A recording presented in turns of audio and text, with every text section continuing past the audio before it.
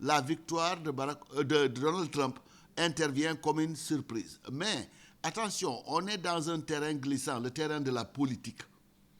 Dans la politique, ce qui importe le plus, surtout dans un cas de processus électoral, ce qui importe le plus, c'est ce que dit l'électeur, ce que disent les électeurs. Les électeurs ont dit que leur préférence va à Donald Trump, parce que certainement Donald Trump, quelque part, a dû avoir un effet de charme sur eux, ou a dû aussi les convaincre, et il y a de quoi aussi réfléchir que, bon, il y a toutes les raisons qu'ils puissent les convaincre, donc ils ont pris la décision. Parce que n'oubliez pas quand même, Donald Trump, au fond, il a fait sa campagne toute seule. Le parti républicain n'était nulle part visible. De l'autre côté, Hillary a eu quand même le soutien de taille de beaucoup de ténors du Parti démocrate, dont l'actuel président Barack Obama.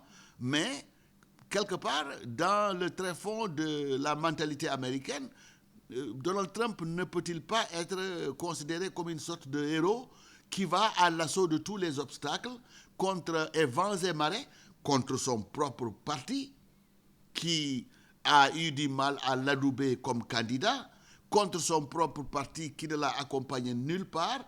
Il n'y en a que deux. Il y a eu Rudy Giuliani, qui est l'ancien maire de New York et qui est un républicain ultra.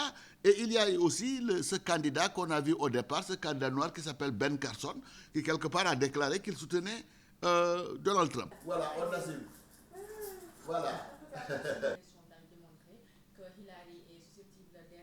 Il n'a rien suivi du tout. Au niveau de la géopolitique internationale, ce qu'il adviendra de la promesse de Donald Trump d'ériger un mur au niveau de la frontière entre les États-Unis et le Mexique, ça, jusqu'à preuve du contraire, je me dis que c'était des propos de campagne. Je ne dis pas qu'il ne va pas prendre des mesures hardies contre une certaine migration, mais je crois que peut-être il y aura d'autres moyens de régler ce problème. Donc autant de choses. Bon, les gens maintenant s'intéressent à l'Afrique. Quid par rapport à l'Afrique?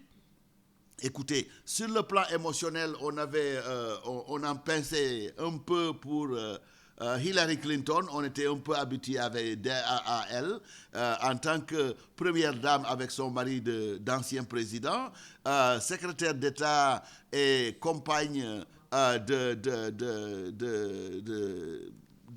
Barack Obama et la campagne que Mme Obama a faite pour elle. Tout cela, c'était de la sympathie par rapport à elle. Mais au-delà de ça, il faut se dire qu'il y a une certaine constance dans les relations entre les États-Unis et l'Afrique. Et ce n'est pas parce qu'il y a un Donald Trump qu'il faudrait envisager des changements. D'autant plus que ces relations dans l'ensemble, c'est des relations politiques.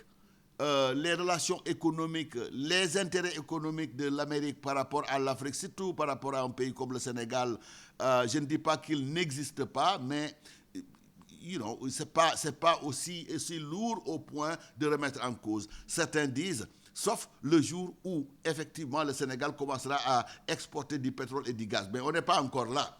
Pour le...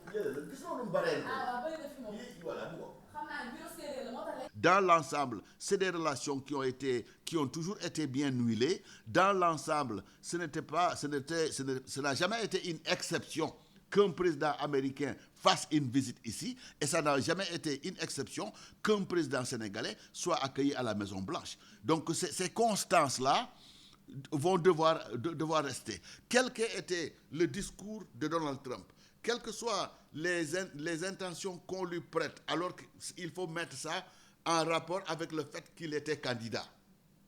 Son discours de ce matin montre bien qu'il commence à se mettre dans la peau ou dans le costume ou la veste d'un président des États-Unis. C'est différent de Donald Trump.